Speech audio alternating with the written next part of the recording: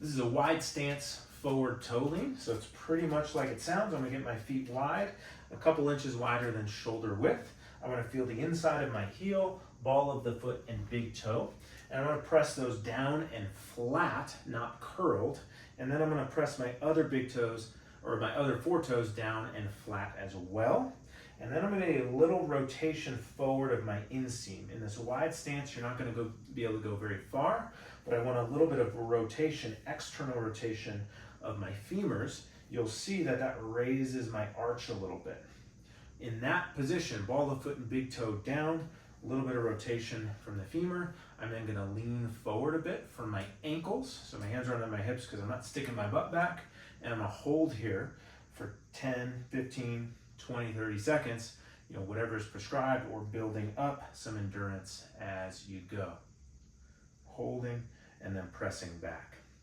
Reset the position, so inseam forward, ball of the foot and big toe down, other four, and lean forward. As you're doing here, you can look at the feet. I want to minimize activity of the muscles on the top of the foot. So those might look like tendons, like these maybe, those are kicking in there. So I want to keep those as quiet. And I want to feel work, hopefully on the bottom of my foot, maybe in through the lower leg, maybe even into the glutes, and maybe outside of the ankle too. But this should be an active position.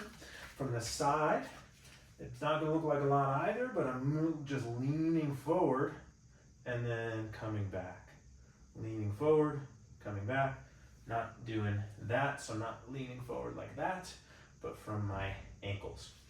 So this can help to strengthen the muscles of the feet, the posterior tibialis, the peroneals are over here. So in this wide stance, generally that gets more contact of the medial side of the foot. If I don't do anything, or I could collapse in, so this rotation gets my knees kind of out a bit, builds a little bit of an arch, but I'm not rolling my ankle, and then that lean forward kicks in a lot of the stabilizing muscles through the foot, ankle, maybe even up to the hip. So this is an easy one. I'm showing it barefoot. I recommend people start barefoot or in socks, but as you get a handle on it, you can definitely do this in shoes.